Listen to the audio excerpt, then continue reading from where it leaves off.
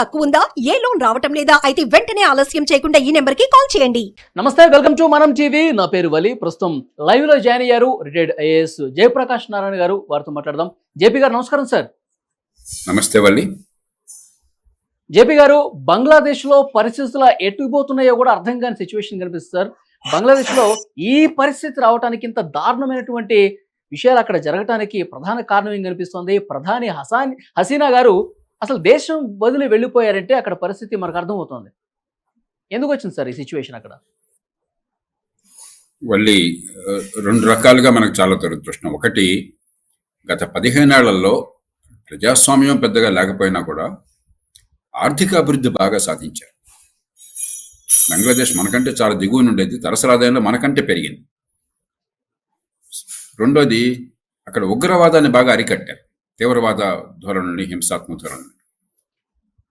కాబట్టి అలాంటి దేశం మనకేమో చాలా మిత్ర దేశం. ఆ దేశం విముక్తికి జరగడమే, ఆ దేశం ఏర్పాటు కావడమే భారత సైనికుల రక్తపాతంతో జరిగింది, రక్త తర్పణంతో జరిగింది 1971లో.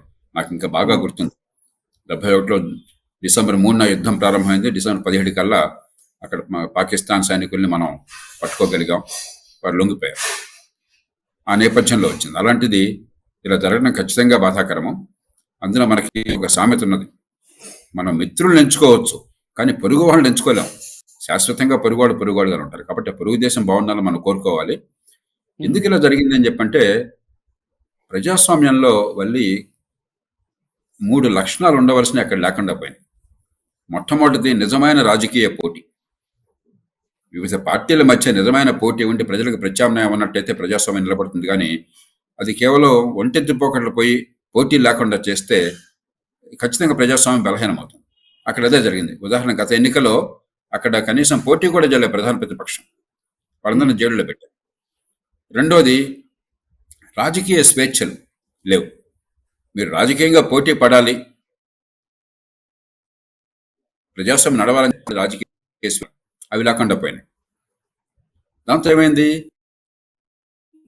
ప్రతి సమాజంలో సమస్య వస్తుంది. ముఖ్యంగా పేద సమాజాల్లో వివిధ వర్గాల మధ్య ఏదో తంటాలు ఉంటాయి. వాటిని మనం బయటపడినిచ్చి సామరస్యంగా పరిష్కారం కోసం ప్రయత్నం చేయాలి. అలా కాకుండా బలప్రయోగంతో అణిచివేసాం అనుకోండి, ఎప్పుడో కూడా పెద్ద బాంబులాగా పేలిపోదు. ఇప్పుడు జరిగింది అదే. మూడోది, ఎన్నికైన వాళ్ళు అధికారంలో లేని ఒక కారణంగా జైళ్ళలో పెట్టిన మొదటనుకోండి, పెద్ద ఎత్తున ఆ ప్రజాస్వామ్యం గందరగోళం అవుతుంది, ప్రజల్లో నమ్మకం పోతుంది. అది కూడా జరిగింది. ఆ కారణాల వల్ల మరి సకాలంలో సరైన స్పందన లేకపోయింది. ఎందుకంటే అంత బాగుంది, మనకు ఎదురు లేదన్న భావన ఉన్నప్పుడు చిలికి గానివారై ఒక నిజమైన సమస్య ఒకటి ఉంది అక్కడ, రిజర్వేషన్ సమస్య. మనలాగే రిజర్వేషన్ సమస్య ఉంది అక్కడ, పెద్ద ఎత్తున ఇచ్చారు.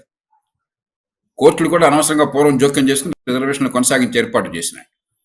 కానీ దాని కనుక జాగ్రత్తగా అందరితో కూర్చుని అన్ని వర్గాలకి అవకాశాన్ని ఇచ్చి గొంతునిచ్చి పరిష్కారం చేసే ప్రయత్నం చేస్తే బాగుండేది. అలా కాకుండా మన మాటకు ఎదురు లేదు, మనం ఏం చెప్తుందని చెప్పిన అహంకారంతో చేసేసరికి పరిస్థితులు చాలా వేగంగా మారిపోయినాయి. బహుశా 48 గంటల ముందు ప్రధానమంత్రి ఇప్పుడు వచ్చేసిన షేక్ హసీనా గారిని మిగతా వాళ్ళు ఊహించుంటారు అలా జరుగుతుందని చెప్పాను. గంటల్లో నిమిషాల్లో పరిస్థితి మారిపోయింది. ప్రజల్లో ఆగ్రహం పెళ్ళిపుకున్నప్పుడు ఒక బాంబులాగా విస్ఫోటనలాగా మరి ప్రభుత్వాలు అలకాలు నిలబడు. ప్రజల విల్లింగ్ కన్సెంట్ ఉంటేనే, ప్రజలందరూ కూడా కోరుకునే ప్రభుత్వాలు కావాలని ఉంటే తప్ప బలవంతంగా ప్రభుత్వాలు నడపలేము. అదే జరిగింది బంగ్లాదేశ్లో.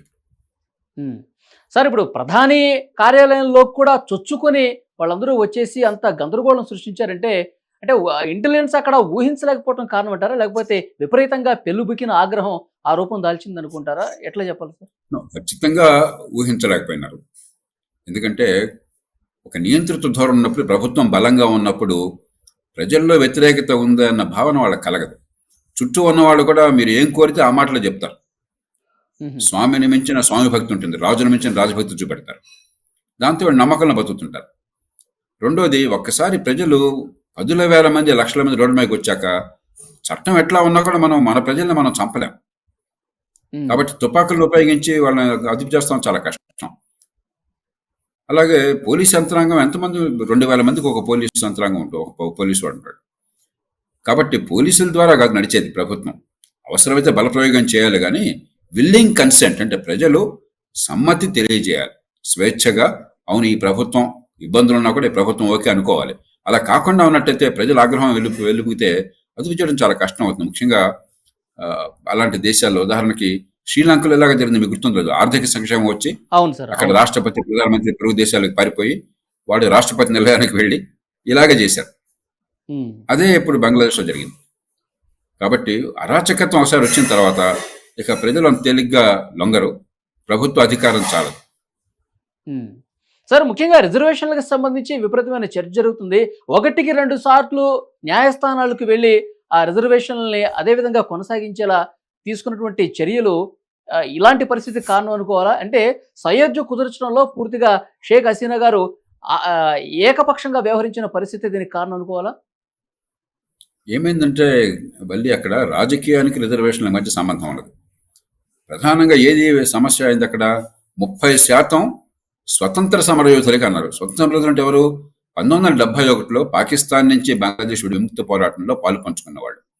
వాళ్ళకి ఏ పార్టీ ప్రధానంగా పాత్ర వహిస్తున్నది? అవామీ లీగ్ పార్టీ, ప్రస్తుతం ఇప్పటిదాకా అధికారంలో ఉన్న పార్టీ. కాబట్టి వాళ్ళకి 30% ఎప్పుడైతే వచ్చిందో మిగతా వాళ్ళకి మామూలుగా రాజకీయంగా కాకుండా మామూలుగా సమాజంలో ఉన్న సమస్యలు కాకుండా ఒక పార్టీ వాళ్ళు కావాలని కొట్టేస్తున్నారు భావన ఎప్పుడు ఉంటుంది.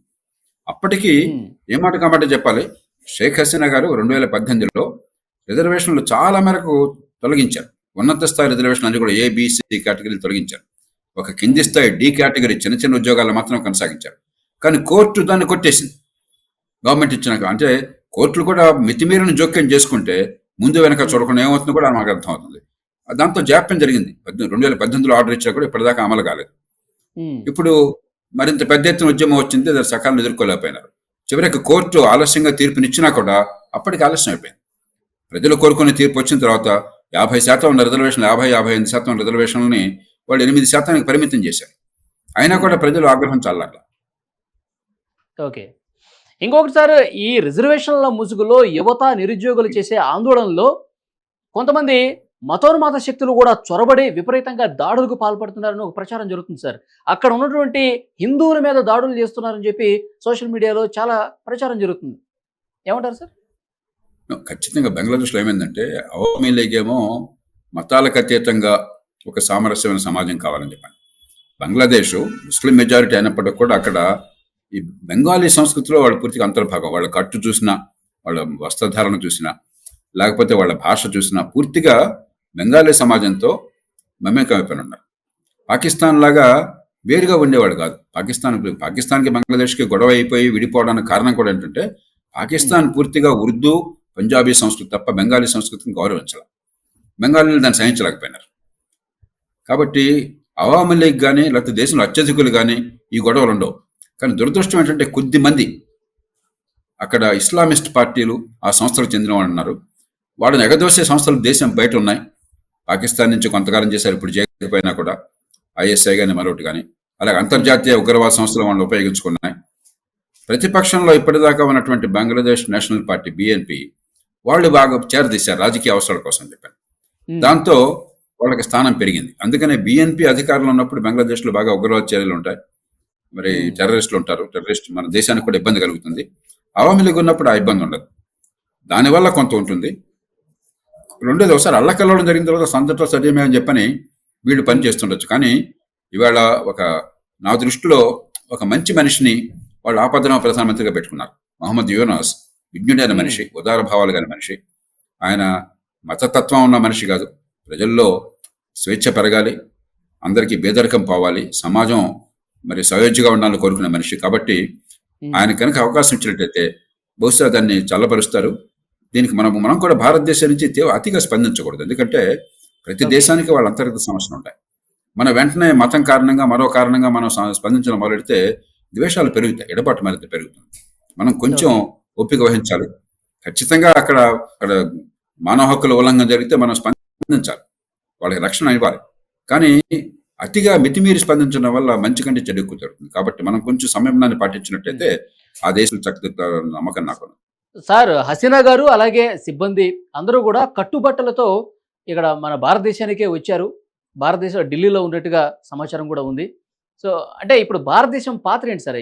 ఒకవేళ ఒత్తిడి బంగ్లాదేశ్ నుంచి ఎక్కువైతే కనుక భారతదేశం పాత్ర ఈ విషయంలో ఎలా ఉండే అవకాశం ఉందంటారు? మనకు కొంచెం ఇబ్బంది అయిన సమస్య. మన పక్క దేశంలో ఇప్పటిదాకా దేశాధినేతగా ఉన్నటువంటి నాయకురాల్ని 15 ఏళ్ల పాటు ఆవిడ నాయకురాలుగా ఉన్నప్పుడు ఆవిడని అకస్మాత్తుగా మనం అవమానించి పంపించలేం.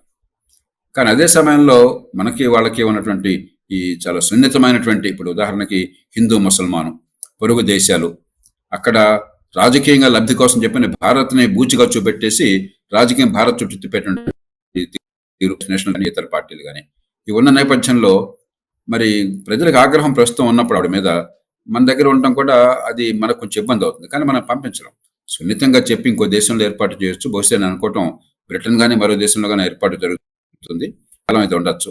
కానీ మనం ఆశ్రయం కోరిన వాళ్ళని, అందున అక్కడ ప్రజల ఆగ్రహానికి బలే అవకాశం ఉన్నట్టయితే ఇది భారతదేశం లాంటి పెద్ద దేశం, ఉదార భావాలు ఉన్న దేశం, రాజ్యాంగబద్ధమైన దేశం, మానవ హక్కుల్ని గౌరవించే దేశం ఆ ఫలంగా పంపించడం సాధ్యం కాదు.